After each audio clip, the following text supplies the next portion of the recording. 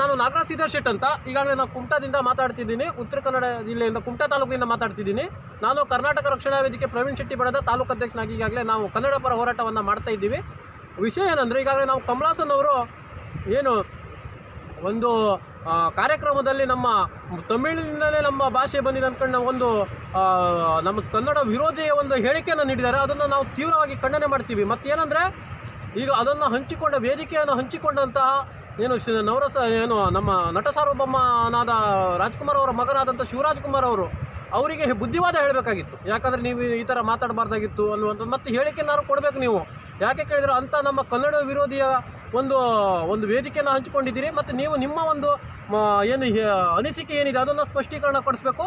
ಮತ್ತೇನಂದರೆ, ಇಂಥವರಿಗೆ ಈ ಕಮಲಾಸನ್ ಅಂಥವರಿಗೆ ಕರ್ನಾಟಕಕ್ಕೆ ಬರ್ತಿದ್ದಂಗೆ ಒಂದು ಗಡೀಪಾರು ಮಾಡಬೇಕು. ಯಾಕಂದರೆ ಕರ್ನಾಟಕ ಬರುವಂಗೆ ಇರೋಕ್ಕಿಲ್ಲ ಅವರು.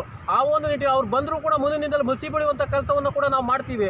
ಆ ಒಂದು ನಿಟ್ಟಿನಲ್ಲಿ ಈಗಾಗಲೇ ಅವ್ರು ತಮಿಳಿನವ್ರದ್ದಷ್ಟೇ ಇದು ಮತ್ತು 10 ಹಲವು ಈಗ RSS ವಿರುದ್ಧ ಆಗಲಿ ಯಾವುದೋ ವಿವಾದಾತ್ಮಕ ಹೇಳಿಕೆಯನ್ನು ನೀಡಿ ಅವ್ರು ಮುಖ ಸುಟ್ಕೊಂಡಿದ್ದಾರೆ. ಅವ್ರದ್ದು ಯಾವುದೂ ಹೇಳಿಕೆ ದಡಕ್ಕೆ ಮುಡ್ತಾ ಇಲ್ಲ. ಆ ಒಂದು ನಿಟ್ಟಿನಲ್ಲಿ ಅವರಿಗೆ ನಮ್ಮ ರಾಜ್ಯದಲ್ಲಿ ಬರೋಕ್ಕೆ ಕೊಡಬಾರ್ದು. ಯಾಕೆ ಕೇಳಿದ್ರೆ, ನಮ್ಮದು ಅವರು ಏನು ನಮ್ಮ ಕಂಡಕ್ಟರ್ ಪಾತ್ರವನ್ನೆಲ್ಲ ಮಾಡಿ ನಮ್ಮ ಕನ್ನಡದಲ್ಲಿ ಒಂದು ತಿಂದ ಮನೆಗೆ ಕನ್ನ ಬಗೆಯುವಂಥ ಕೆಲಸವನ್ನು ಕೂಡ ಮಾಡಿದ್ದಾರೆ ಅವರು.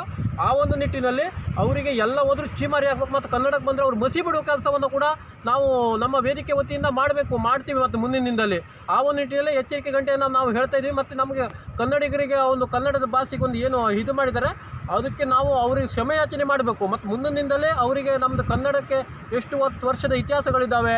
ಮತ್ತು ರೊಕ್ಕ ಬುಕ್ಕ ಕಾಲದಿಂದ ಇರ್ಬೋದು. ಮತ್ತು ನಮ್ಮ ಹಿಮ್ಮಡಿ ಪುಲಕೇಶಿ ಕಾಲದಿಂದ ದಕ್ಷಿಣ ಭಾರತ ಪತೇಶ್ವರ ನಾವು ಪ್ರಖ್ಯಾತಿಯನ್ನು ಪಡೆದಂಥವರು ನಮ್ಮ ಕನ್ನಡಿಗರು.